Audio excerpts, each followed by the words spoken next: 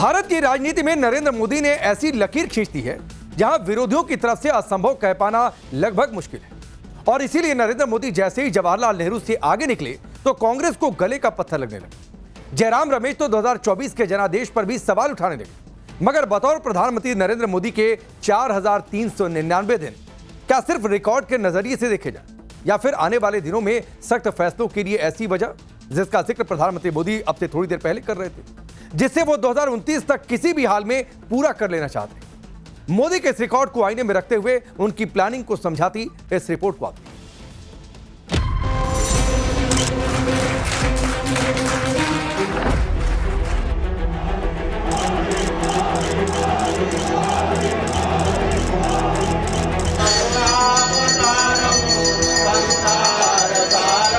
ने 12 साल के अंदर वो कारनामे किए हैं कि जो इतिहास के काले शब्दों, इतिहास के अंदर काले अक्षरों के अंदर लिखे जाएंगे।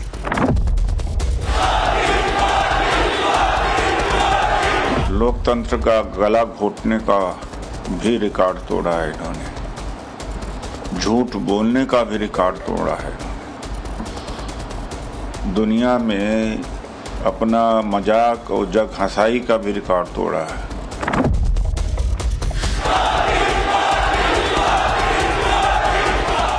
वो एक स्वर्ण युग था और मोदी जी बने बनाए को बर्बाद करने के रूप में जाने जाएंगे।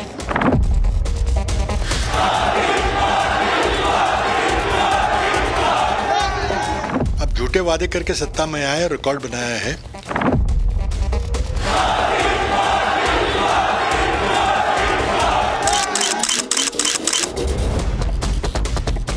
मैं नरेंद्र दामोदर दास मोदी ईश्वर की शपथ लेता हूं कि मैं विधि द्वारा स्थापित भारत के संविधान के प्रति सच्ची श्रद्धा और निष्ठा रखूंगा।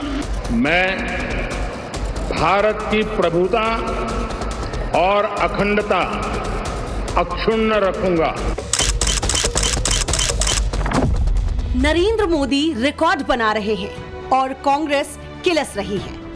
ये जलन सिर्फ इसलिए नहीं कि नरेंद्र मोदी ने बतौर निर्वाचित प्रधानमंत्री जवाहरलाल नेहरू को पीछे छोड़ दिया या फिर इंदिरा गांधी या मनमोहन सिंह से बहुत आगे निकल गए, बल्कि इसलिए भी है क्योंकि 4399 दिनों के बाद भी मोदी को लेकर देशवासियों का वही भरोसा कायम है जिसकी शुरुआत 26 मई 2014 को हुई थी। मोदी को दिए जाने वाले इन बधाई संदेशों को देखिए। शुभकामनाओं के दायरे को शब्दों में ढालने वाले ये लोग किसी राजनीतिक दलों से संबंध नहीं रखते, मगर इनकी लिखी हुई बातें कांग्रेसियों को भयानक दर्द दे रही हैं, क्योंकि राष्ट्र के फलक पर हर रोज नया इतिहास लिख रहे हैं मोदी। जब भी इतिहास को पीछे छोड़कर कोई नया रिकॉर्ड अपने नाम हासिल करते हैं तो हर बार वही नैरेटिव बनाने की कोशिश की जाती है, जिसे लोकतंत्र में हर बार देशवासियों ने खारिज कर दिया। देश के अंदर जिस तरह से आपने लोकतंत्र की हत्या कर दी, देश की तमाम संवैधानिक संस्थाओं को आपने बंधक बना करके रख दिया। देश के अंदर कानून के राज की बजाय आपका राज चल रहा है। जो आप बोलते हो उस वही कानून बन रहा है। राजनीतिक दलों के साथ आज ये आपका व्यवहार हो रहा है, कल जनता के साथ आपका व्यवहार यही शुरू हो जाएगा। जो भारत की अर्थव्यवस्था, विशेषकर किसान और छोटे उद्योगों को तहस नहस किया है, तो मैं समझता हूँ सेलिब्रेट करने लायक इसमें क्या है। अब झूठे वादे करके सत्ता में आए, रिकॉर्ड बनाया है, लेकिन आज भारत की अर्थव्यवस्था की हालत क्या है। जिस कांग्रेस ने देश में 54 सालों तक सरकार चलाई, वो मोदी के 12 सालों को असहाय पीड़ा की तरह बर्दाश्त नहीं कर पा रही। ये तकलीफ इसलिए भी ज्यादा है क्योंकि कांग्रेस के पास लोकसभा में 99 सांसद हैं, जबकि राज्यसभा में 31। वहीं बीजेपी के अपने बूते लोकसभा में आंकड़ा 240 का है और राज्यसभा में 113।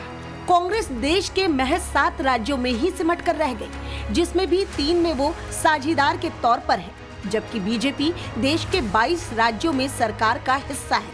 इनमें से 18 में उसके खुद के सीएम हैं और 4 राज्यों में एनडीए का पार्ट। यानी बीजेपी से कई सालों पुरानी कांग्रेस की हैसियत केंद्र से लेकर राज्यों तक क्षेत्रीय पार्टी सरीखी होती जा रही है। फिर मोदी की नीतियों को जो अपार जन समर्थन हासिल हो रहा है, वो भी इसकी एक बड़ी वजह है। 2001 से लेकर आज तक राज्य या केंद्र के सर्वोच्च पद पर बने रहने का तमगा मोदी के नाम है। 3 बार लगातार बहुमत के साथ सरकार बनाने का गैर कांग्रेसी रिकॉर्ड भी मोदी ने हासिल किया है। मोदी जी के 12 साल में देश को उन्होंने तोड़ने की कोशिश की लोगों ने, और वो बिखराव होता जा रहा है। ये देश एक था, एक है, एक रहेगा, लेकिन राजनीतिक स्वार्थ के लिए मोदी जी ने धर्म और जाति के आधार पर देश को बांटने की कोशिश की। तो नेहरू से कोई तुलना नहीं हो सकती। वो एक स्वर्ण युग था और मोदी जी बने बनाए को बर्बाद करने के रूप में जाने जाएंगे। मोदी जी ने बहुत सारे रिकॉर्ड तोड़े हैं। अंत में देश की बर्बादी के रिकॉर्ड तोड़े हैं। और नेहरू जी ने जो 12 साल में बनाया था, या कुल मिला करके उसको कम से कम 40 साल लगेगा, 30 साल लगेगा उसको पूरा करने में। इतना बर्बाद कर दिया भारत को। कांग्रेस नेहरू वर्सेस मोदी के चैप्टर में खुद को उलझाए हुए है, जहां तस्वीरों के जरिए कद को आंकने की कोशिश है।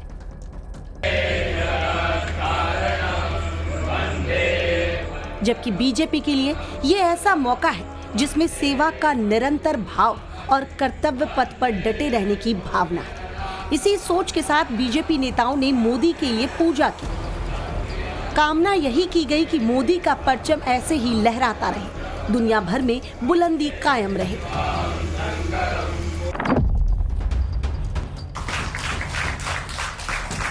मोदी के नए रिकॉर्ड से कांग्रेस में भन्नाहट है तो बीजेपी में जश्न का माहौल। जश्न भी ऐसा जिसमें ताम झाम से आगे की बात है, यानी 12 सालों में जन कल्याणकारी योजनाओं को जिस तरह जमीन पर उतारा गया, उसे हर नागरिक तक पहुंचाने का संकल्प। और इसी दूरदर्शी उद्देश्य के साथ प्रधानमंत्री नरेंद्र मोदी पहले कैबिनेट और फिर भारत मंडपम में एनडीए के नेताओं से मिले तो यही मंत्र संप्रेषित किया गया। मतलब मोदी की उपलब्धियों को एक नया विस्तार देने की कोशिश।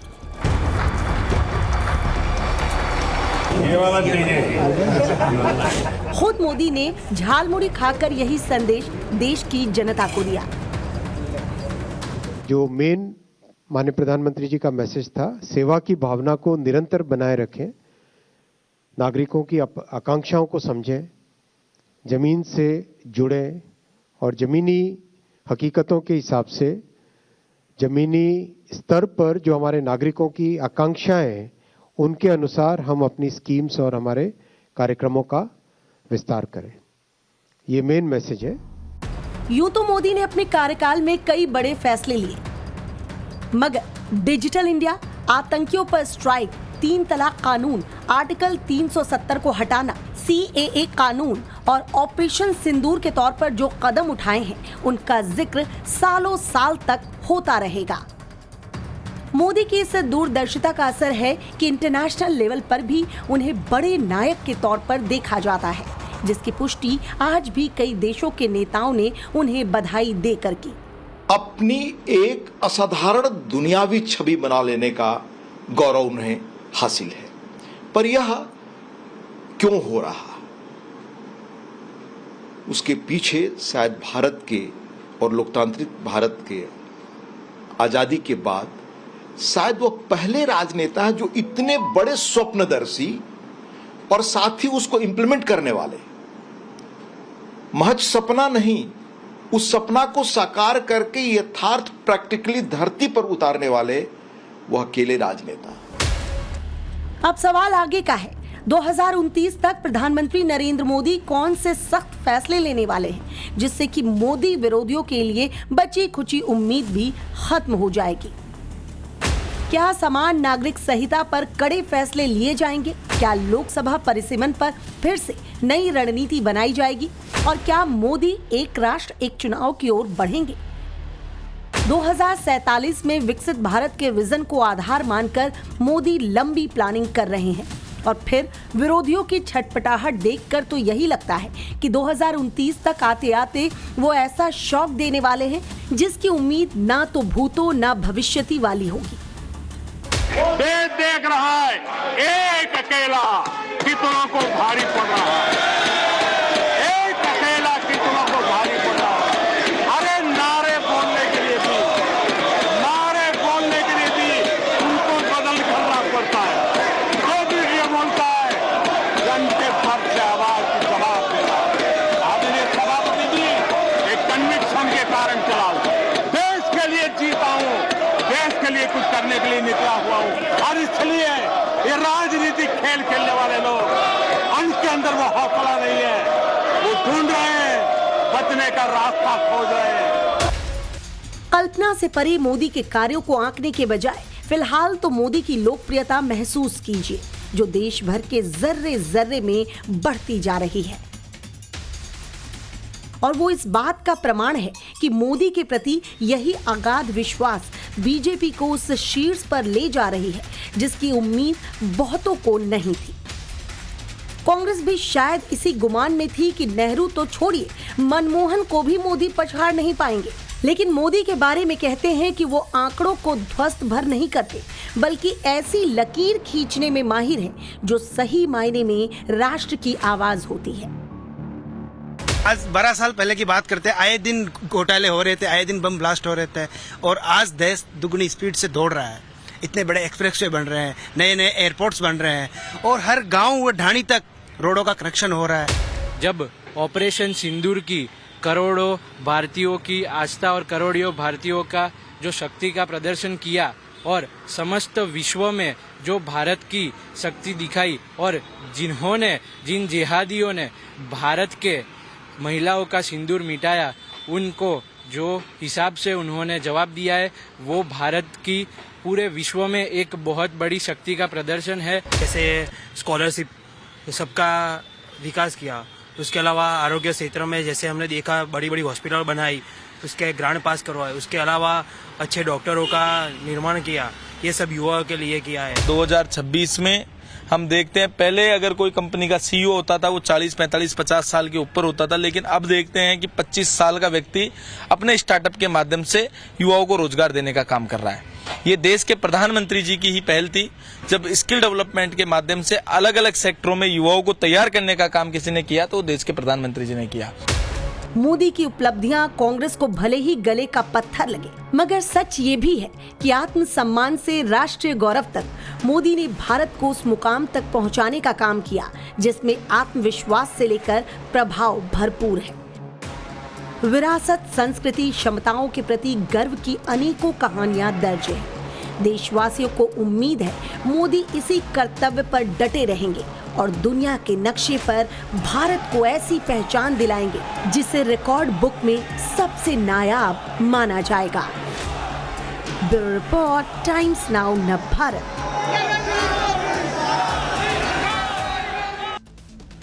क्या अगले लोकसभा चुनाव यानी 2029 से पहले देश में मल्टी पार्टी सिस्टम की रीढ़ टूट जाएगी?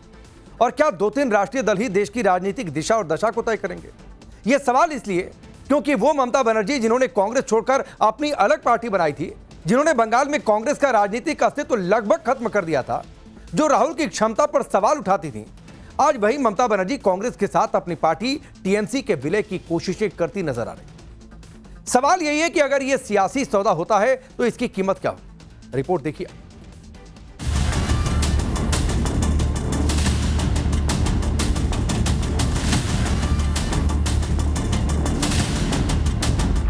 एमपी जब गए हैं तो इतना लोगों का, इतना एमपीज का इतना प्रॉब्लम था जो कभी रिकॉग्नाइज किया नहीं, जो कभी एड्रेस किया ही नहीं। किसी से अगर बात होगी तो इसमें कोई तो हर्जा नहीं, ये तो चलते रहते डेमोक्रेसी में। लेकिन कहाँ मार्जर होती है, कहाँ एक्विजिशन होती है, इस संदर्भ में मुझे जरा सा भी भड़क तक नहीं है।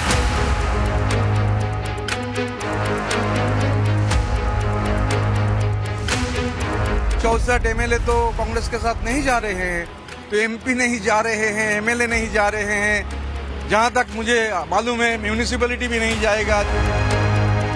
एक बहुत बड़ी हार और उसके बाद मचा हाहाकार। बीते 48 घंटों से ममता दीदी भतीजे अभिषेक के साथ दिल्ली में दौड़ रही हैं, तो दूसरी तरफ बागी नेता भी बंगाल से दिल्ली तक अपना खेमा मजबूत करने में जुटे हैं। ऐसे में लाख टके का सवाल ये है कि अब टीएमसी का भविष्य क्या होगा? क्या टीएमसी का कांग्रेस में विलय होगा?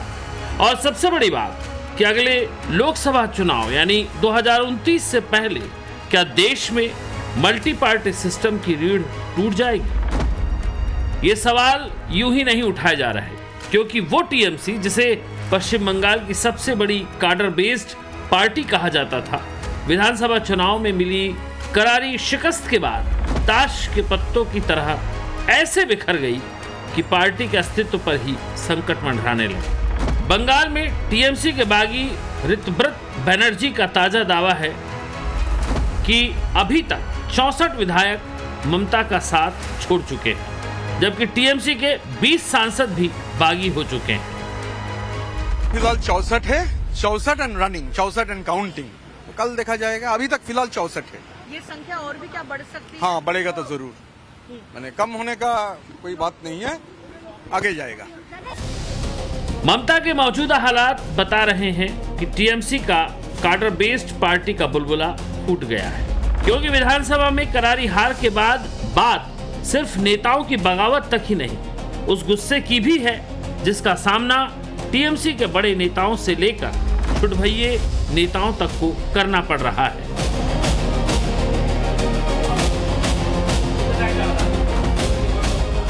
किसी को साड़ियों के ढेर के नीचे छुपकर अपनी जान बचानी पड़ी, कहीं सरकारी योजनाओं में कटमनी वसूलने वाले टीएमसी नेताओं का सिर मुंडवाकर उनका जुलूस निकाला जा रहा, तो कभी ममता के भतीजे अभिषेक बनर्जी, तो कभी टीएमसी के विधायक मदन मित्रा का उनके ही विधानसभा क्षेत्र में अंडे फेंक कर इस्तकबाल किया जा रहा है। और हमला करने वाले वो तमाम लोग हैं जो टीएमसी के भय और भ्रष्टाचार के शासन से त्रस्त थे।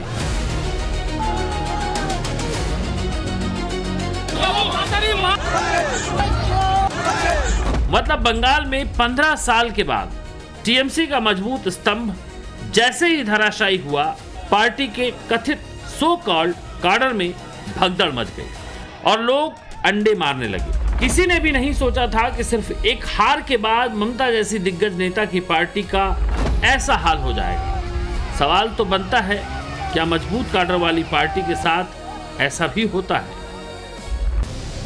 फिलहाल ममता अपना बचा खुचा किला बचाने में जुटी है। कई दिग्गज नेता दीदी का साथ छोड़ रहे हैं। खबरों के मुताबिक उनमें वो नाम भी शामिल हैं जो वाकई हैरान करते हैं। खबर है कि टीएमसी के 20 बागी लोकसभा सांसदों की लिस्ट में साइन करने वालों में सयानी घोष भी शामिल है। सयानी घोष टीएमसी की फायरब्रांड नेता रही है। वो जादवपुर लोकसभा सीट से सांसद है। तेज तर्रार इतनी कि ममता बनर्जी से उनकी तुलना की जाती है। विधानसभा चुनाव में टीएमसी की सबसे बड़ी स्टार प्रचारक के तौर पर उभरी। सूत्रों का कहना है कि सयानी घोष की नाराजगी की सबसे बड़ी वजह उन्हें पार्टी नेतृत्व से समर्थन न मिलना है। असल में सयानी चुनाव प्रचार के समय विपक्ष के निशाने पर आई तो उनके साथ कोई नेता नहीं था। सूत्रों का भी कहना है कि सयानी को लगता है कि अब टीएमसी का कोई भविष्य नहीं है। अभिषेक बनर्जी ने इसी साल सयानी घोष को पार्टी की युवा इकाई टीएमसी यूथ कांग्रेस का राष्ट्रीय अध्यक्ष बनाया था, जो टीएमसी में उनके कद को बयां करता है। जाहिर है ये ममता के पैरों तले जमीन खिसकने जैसा है। काकोली आज बैठी भी जिसको दीदी बनाया, वो शर्मिला सरकार जो एक डॉक्टर थी, सरकारी दफ्तर में पहली बार जीत कर आई। तुम्हारे साथ क्या भ्रष्टाचार हुआ? कौन थे तुम्हारे साथ क्या हुआ? पहली बार आए हुए लोग, ये मुंह और मसूर की दाल, तुम्हारे साथ क्या हुआ इतने सालों में? तुमको कहां से उठा के बनाया? और काकोली दासीदार 3 इलेक्शन हार गई थी, 5 इलेक्शन हारी थी, उसके बाद भी दीदी उसको देकर MP बनाया। तुमको सिर्फ एक चीफ विप से हटा दिया क्योंकि तुम पार्लियामेंट में नहीं आती थी। मैं वहां पर रहता था, कल्याण दा था, तो कम से कम विप के माध्यम से मालूम होता था कहां क्या कार्यक्रम होगा। तुम विप बना तो तुम आता ही नहीं था, फोन पर इंस्ट्रक्शन देता था।